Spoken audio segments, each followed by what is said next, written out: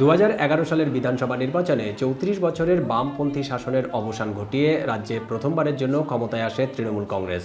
মুখ্যমন্ত্রী হন মমতা বন্দ্যোপাধ্যায়। 2016 এবং 2021 সালের নির্বাচনেও তৃণমূলের জয়ের ধারা অব্যাহত থাকে। আসন্ন নির্বাচনে চতুর্থবারের জন্য ক্ষমতায় আসার প্রত্যাশা নিয়ে নির্বাচনের ময়দানে মমতার দল। তাদের প্রার্থী তালিকায় রয়েছে একাধিক সিনিয়র মন্ত্রী ও হেভিওয়েট প্রার্থীরা। তৃণমূল কংগ্রেসের টিকিটে ভবানীপুর আসন থেকে লড়ছেন রাজ্যের মুখ্যমন্ত্রী মমতা বন্দ্যোপাধ্যায়। একই আসনে তার প্রধান প্রতিপক্ষ বিজেপির প্রার্থী শুভেন্দু অধিকারী। আগামী 29 এপ্রিল এই আসনটিতে নির্বাচন। তবে পূর্ব মেদিনীপুর জেলার নন্দীগ্রাম আসনটিতেও প্রতিদ্বন্দ্বিতা করছেন শুভেন্দু অধিকারী। তৃণমূলের হেভিওয়েট প্রার্থীদের তালিকায় শীর্ষে রয়েছে মমতার ঘনিষ্ঠ ও বিশ্বস্ত ফিরহাদ হাকিম। এছাড়াও মমতার হয়ে মাঠে নেমেছেন কৃষিমন্ত্রী, খাদ্যমন্ত্রী সহ রাজ্যের একাধিক মন্ত্রী। আছেন সাবেক আইপিএস কর্মকর্তা সহ টালিগঞ্জের জনপ্রিয় अभिनेता ও अभिनेत्रीরাও। देखिए, हम लोग 40 साल से इस जगह में काम करते हैं। लोग सब जानते हैं, घर घर लोग जानते हैं।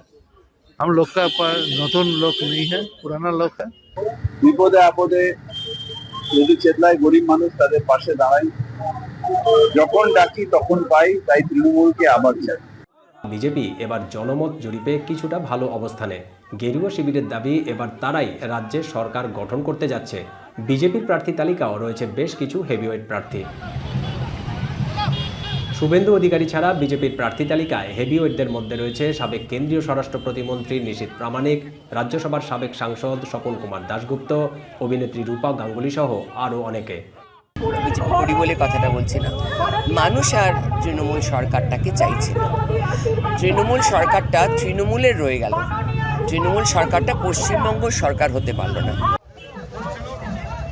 অন্য রাজনৈতিক দলগুলোর হেভিওয়েটদের মধ্যে কংগ্রেস প্রার্থী অধীর রঞ্জন চৌধুরী, সিপিআইএম প্রার্থী বিকাশ রঞ্জন ভট্টাচার্য, আম জনতা উন্নয়ন পার্টির হুমায়ুন কবির বেশ আলোচনায়।